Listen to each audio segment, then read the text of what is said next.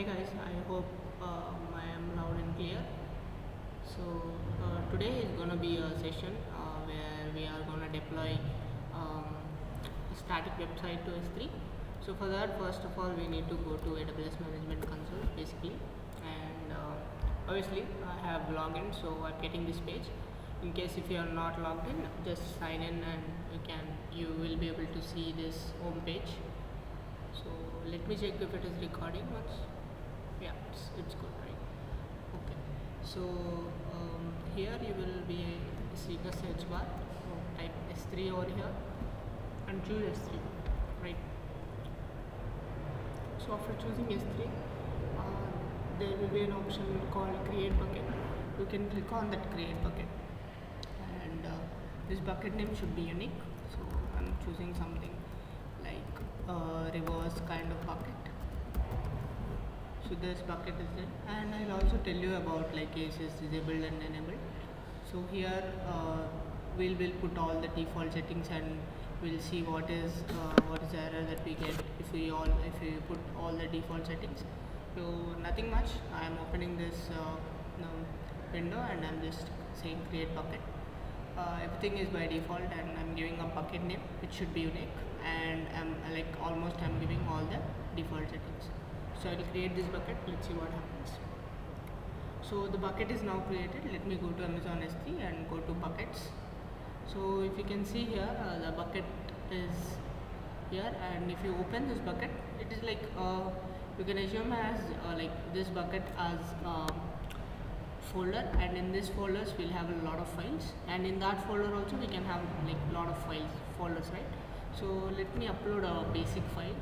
So let me click on upload, and let me choose one of the files from my desktop.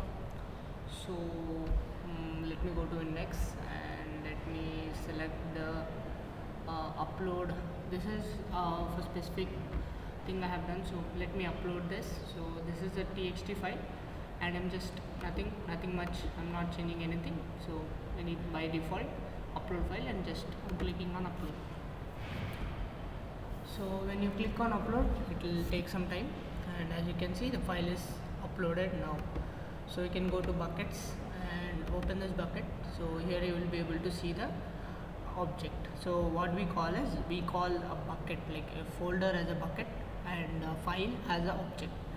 So when you try to access this, suppose let's open this, and when I click on object URL, and when I go over this,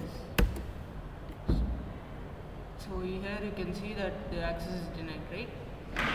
So for that you need to do some settings, like we have created this bucket with a default setting, right? So we need to go to buckets and just open this bucket and go to properties. So after opening these properties, you will see not properties, go to permissions, and here you will be able to see an option called block public access. So if we are using a default setting, it will be on, so we need to actually make it off. So let's go to edit, and let's click on this. So now the block all public access is off, so everybody can access this bucket. So let me click on save changes. It will ask me to confirm. I'll just say confirm, and I'll click on confirm. So now the bucket is public. Let me go and try this.